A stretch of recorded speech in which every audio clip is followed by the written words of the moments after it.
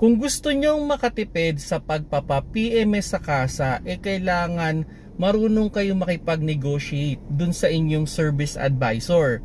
Pwede nyo namang sabihin sa kanya na, sir, kung ano lang yung mga importante, yun lang yung gawin sana natin sa ating kotse. Or, sir, ito lang yung budget ko, baka pwede naman na dito lang tayo maglaro. Ang isa sa mga tips ko dyan is, pwede kayong magpa-quotation muna, then, itanong nyo, sir, ano ba yung mga importante dito? Ano ba yung mga may optional lang? So normally, mga optional dyan is yung mga additives, cleaning, mga treatment. May mga pagkakataon na pwede naman siyang tanggalin at makakasave kayo. Ang pinaka-importante dito talaga ay huwag kayong mahihiyang magtanong o makipag-negotiate sa inyong service advisor para makatipid kayo sa pagpapa-PMS sa kasa.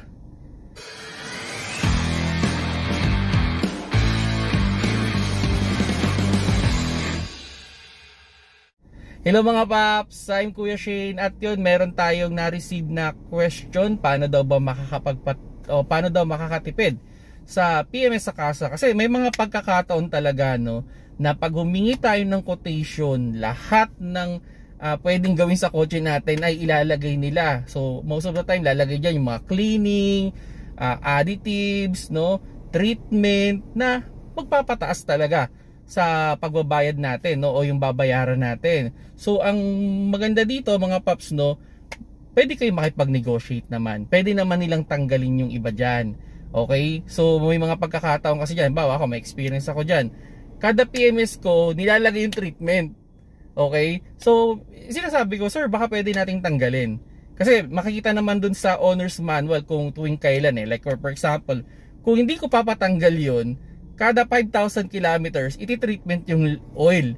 So, doon naman sa owner's booklet, I think 10,000 or 15,000 lang naman talaga nila recommended yun.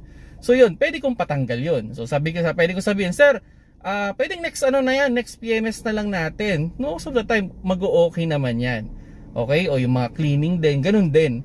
Kung hindi mo talaga yun papatanggal, lalagay at ilalagay lang nila yun, okay? So tataas yung babayaran mo. So yun, bawa yung mga engine cleaning, mga ganun. Minsan malinis pa naman yung engine bay pero engine cleaning na daw. So may yun, optional lang yun. Pwede nating hindi ipagawa yun. So ang pinaka-importante talaga dito mga paps, no, proper negotiation. Okay? So kung sakali man, pwede mong tanungin, sir, ano ba yung mga importante lang dito? Kasi medyo tight yung budget ko.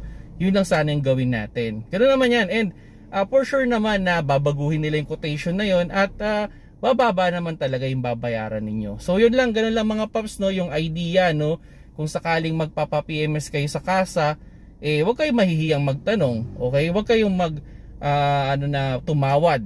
Kasi may mga pagkakataon naman na may mga pwede silang tanggalin kahit nakalista yan dun sa quotation. Okay? So yung mga paps, no, sana nakakuha kayo ng konting idea with regards sa pagpapa-PMS sa kasa.